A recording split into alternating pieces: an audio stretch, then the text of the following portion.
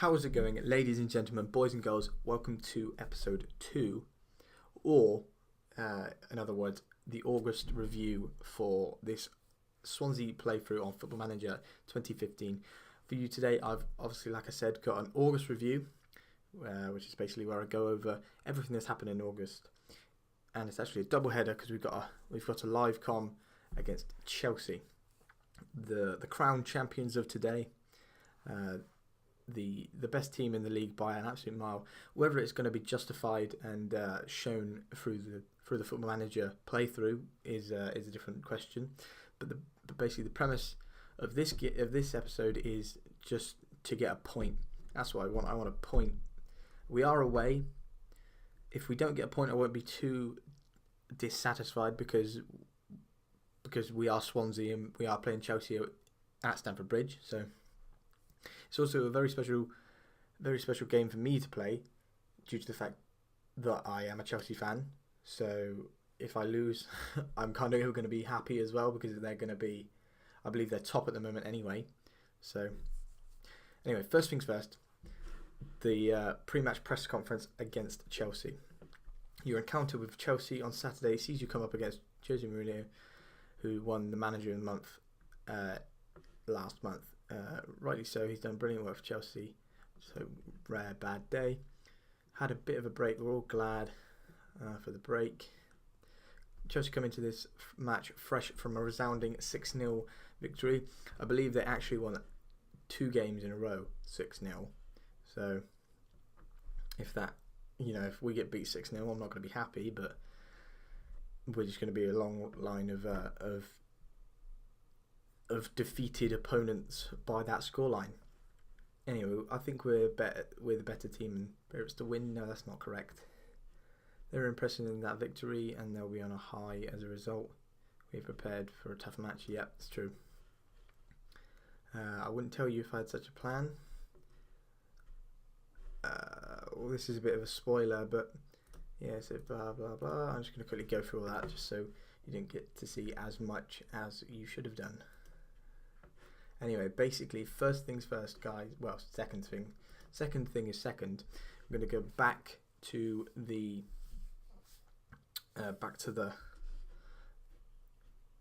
transfer history, and we're going to go through the outs first. Only one more, and that was another loan. So in total, this transfer window we've brought in 0 money, but still somehow managed to spend 27. Kyle Kopp obviously going out. Don't think he's very good. He's nothing really to shout about. Obviously, you know about Peter Crouch, George Cooper, and Peter Trakowski. Right, I have to say this now. Peter Trakowski, I didn't know this when I signed him, but for some reason, if you look at his attributes and you come down here, he's unavailable for the next match for every single competition. Every single competition, he's unavailable until next June. I have no idea. He's suspended, and I don't know why. I don't know why he's suspended. If anyone knows why he would be suspended, please tell me. Has he had like a, I don't know, has he been suspended from all games in a ban because of drugs or something? I don't know. But anyway, I signed him to be Jefferson Montero's backup on a free transfer, and I can't even play him. So I've had to go out and again buy another left mid or left winger, and this time I've gone for probably a better option. I'd say they're saying he's the same as Trakowski, but for 10 million and what we know what he can do in real life, I'm happy with the 10 million for Yannick Bolasie. That's 5 million up front and 5 million over 48 months. I don't think it's bad. And then we've gone and raided Feyenoord. We've gone with Jordi Clasie, who is a good defensive mid if we need to play him as a defensive mid, but I'm going to tend to play him as as a roaming playmaker in the midfield, in the central midfield.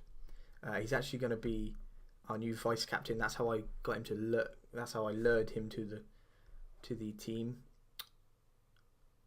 Because I don't think he'd have come if we didn't offer him something like that. Tony Trinidad de Vejena, another Feyenoord player, same price, but he's obviously potentially a lot better. Arsenal were looking at him. I think Liverpool were looking at him as well. But we managed to get him, and he's actually for £20, 20 grand a week, not like that expensive. So I'd say we spent 26 million there on three technically really good players. So I'm happy with the signings we've made. I'm just going to quickly go to my tactics and then my captains, and then I'm going to take Leon Britton off because he is injured for a long time if you start the game as Swansea. He's out for another 2 to 3 months, 4 weeks, 2 to 3 months or something like that. So he's not going to be back till September. I've taken him out of my squad registration because if he was in there, I'd have lost out on Kyle Bartley, which means I'd only had 3 centre-backs. So I'd rather have Kyle Bartley than an injured Leon Britton. And I think Leon Britton is somebody that's going to get moved on fairly soon because of his age, being as he's 31 anyway. So where am I looking at? Geordie Classy. Geordie Classy is the vice captain now. Someone's going to probably be upset about that, but I don't really care because they can't really moan. One thing I would say, you might have noticed it a minute ago. We'll just go back to where I think I put him into the under-21s. I've put him out for on loan because obviously he can't play for a whole year. I put him out on loan to try and get him some football just for a year, and he wasn't having any of it. He got upset and he said to me, if we can we look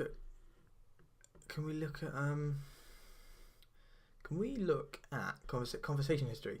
There we go. I'm concerned that you're making me available for loan. I said it's only a loan. You won't be leaving permanently. For which he said, I don't think that's the best use of my abilities right now. I feel like I could be an asset to the squad. He can't play. If he thinks he could be an asset to the squad and use his abilities right now, he can't play. And how would he not know that he's suspended for like 11 months? So he's gone up on the transfer list. He's gonna have to sit in the reserves for a year and rot. Basically, even after a year, I think it's just one contract for a year that I'm willing to see out, considering we've just gone and bought Yannick Bolasie anyway. Anyway, without further ado, we're going to finally go into the away game against Chelsea. And Lee Lucas goes out on loan. And there we go. Gore's going to go out on loan to Doncaster. There's one more thing I just almost forgot to show you before this game. Straight away after the 3-1 victory against Liverpool, my game crashed. I know loads of people that have played Football Manager will know about this being the case. It seems to never crash when you lose, but always when you win. So you have to keep going back. I think I had to, luckily it was saved just before the Liverpool game. So when I went and loaded it back up, it was back at the Liverpool point. So I just went through and it instant resulted it. Because I wasn't going to sit through the thing the whole time and look for a 3-1 win again. I just couldn't be bothered to do it. So I tried, I think it was about 10, 11 times before we actually even got a win, let alone a win that somebody wasn't sent off or somebody wasn't injured. So it was a good 15, 16 tries that it took me to win against Liverpool again. So the first time was quite an achievement, really. Other than that, obviously we carried on with the game, with the playthrough. We played Aston Villa away from home, first away game in the league. Ashley Williams getting us the winner in the 51st minute after Bafétimbi Gomez put us in front with Gabby Agbonlahor equalising. And then we had my local team at home, Swindon, in the Capital One Cup. I did play a slightly weakened team. I played Carl Norton, who wouldn't have been there. Kyle Bartley wouldn't have been in that team.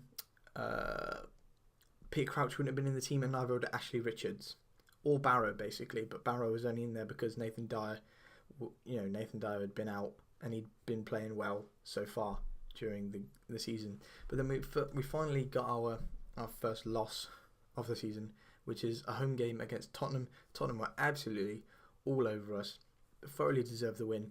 But Ki Sung-young, probably, I think, I'm going to put this down as a marker. I think he's going to be one of our best players, and he might get Player of the Year. If somebody doesn't step up big, I think he will get our Player of the Year because he's scored 2 or 3 goals already, and he's instrumental to the way we play. So if we get an injury to him, I think we might struggle. Anyway, that is it.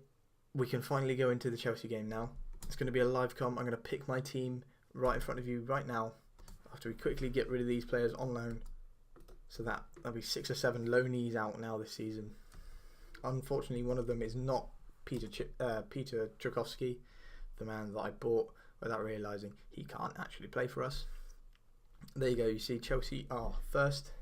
Quickly show you the league table. Oh, it's there. They've got 3 out of 3, 14 goals scored, none conceded. So if we can be the first team to score against Chelsea, then I will be happy. See, Man City beat Tottenham there. Tottenham third, Man City fourth, second even, sorry. And Chelsea, without even playing their 4th game, are staying top. So they were clear anyway. Let's quickly get rid of that, and then we're going to go with that's basically the same formation, just with a little bit more defensive control-minded setup rather than the all-out attack that I like to play in the home games. So we're going to go Lucas Fabianski. We're going to play the same back four that's played, I believe, in every game in Fernandes and Williams, Rangel, Fernandes, Williams, Neil Taylor, and then we're going to go in the middle. I don't think you can go wrong with Ki Sung-young, John Joe Shelby. I know we brought in Classy and Vilhena, but I think I'm going to put them on the bench for the first game. We're going to go with Barrow has done well, but I think Nathan Dyer just brings more to the team. We can play Sigurdsson in the middle finally because Jefferson Montero is back, and that's the way it's going to be for the majority of the season, I believe, with Montero on the left and Dyer on the right, and then we can have a fairly solid bench here with Tremel. We can have Carl Norton on the bench. I want a centre back on the bench with Jordi Amat, who's quite classy as well. Speaking of classy, we're going to put Jordi Classy on there. No pun intended. Vilhena, Crouch, and we're going to pick one more player. Yannick Bolasie is immediately out for 4 to 6 weeks anyway. So we either got Barrow, Carroll, Bartley. I think a wide player, so Barrow. We're going to have to bring in Barrow. There we go. So that's a pretty solid bench, if I may say so myself. 2 players get the numbers. That's Vilhena and Classy. They're going to be fired up and show they're not a one-man team yet, definitely. So what I want them to do is I want them to just assertively expect to see a much better performance from you than the Tottenham game. Hopefully that gets them to buck up and maybe play more as a team than they did against that Spurs home game. But first impressions is Taylor puts a good tackle, and they've already got a highlight. I mean, it might be a highlight, but most likely is a Chelsea highlight. Williams, you've got to get it out, son. Taylor, get it out. There we go. Montero on the ball. Just don't lose it around there. Sigurdsson, Ki Sung-young. Yes. Oh, well, no, I thought that might have been a better ball than that was. Chelsea bought Wellington Lem and Konya Planka from Dnipro. So they now have about 18 wingers in the team, with Hazard, Oscar, Willian, Cuadrado all in there as well. And they've actually got Jeremy Boga, another winger, a young winger, in through their ranks in the squad. So who's going to be the number 1 right, left and centre attacking midfielder is going to be a struggle for Jose Mourinho to decide. Shelby's done well to get it off the line there. They've got a throw in. Just get it out. Hopefully we can go on the counter. No, and it's Remy scored. It's Remy scored his 4th goal of the season already. Jesus, 4th goal already. It's only 4 games in. Obviously, you guys can notice my voice going a couple times so far this episode. Just going to quickly quickly quench the thirst with some warm Coke. Yum. Anyway, Remy's through. He's played it to Oscar. Oscar, poor finish, but in 4 minutes, we have not looked like the team that played Liverpool on the first day, or Aston Villa on the second week. Gomez can't win it in the air. John Joe Shelby picks it up though. Ki Sung-young. He's at Sigurdsson. Sigurdsson, you can shoot. Sigurdsson. Oh, it's deflected. Is it not deflected? No, it's just a poor shot. Just a poor shot.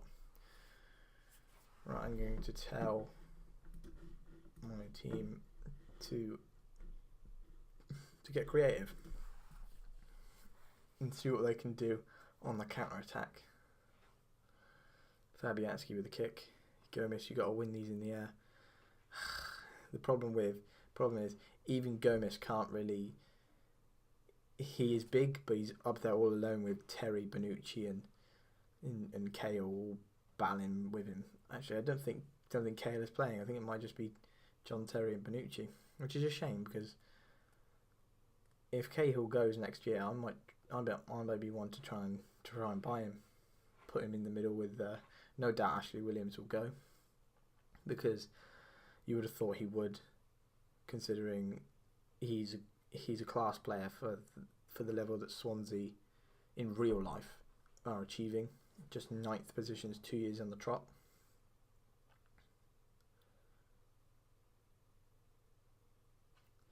Cuadrado, Oscar, Remy.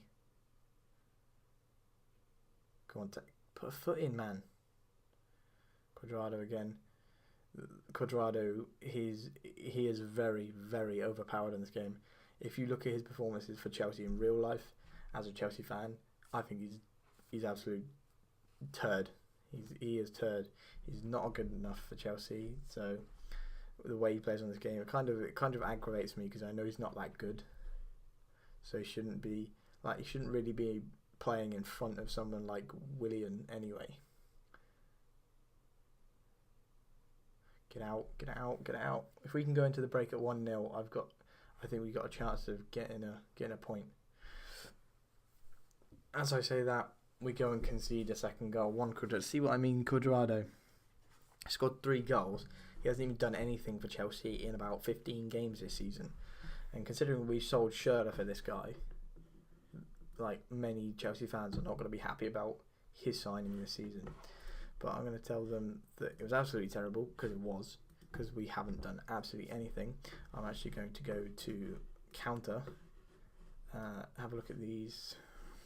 I'm going to push higher up and quick up the tempo. Up the tempo. Oh dear. And we're actually going to tell them passionately to show some passion. Hopefully that might buck them up. Like I said, if we can just be the first team to score against Chelsea this season, I will be happy. Yeah, get it out to Gomez. Aspilicueta. Courtois make a mistake. Nope. No, too good for that. Too good to make mistakes. What? How was I even a highlight? I don't know. We're gonna make a substitution now. And what we're gonna do? Gomez has obviously not played well, but I think it's the delivery that he's not had. He's not had the supply. John Joe Shelby's actually played better than Ki Sung-young, so what I'm going to do is I'm going to put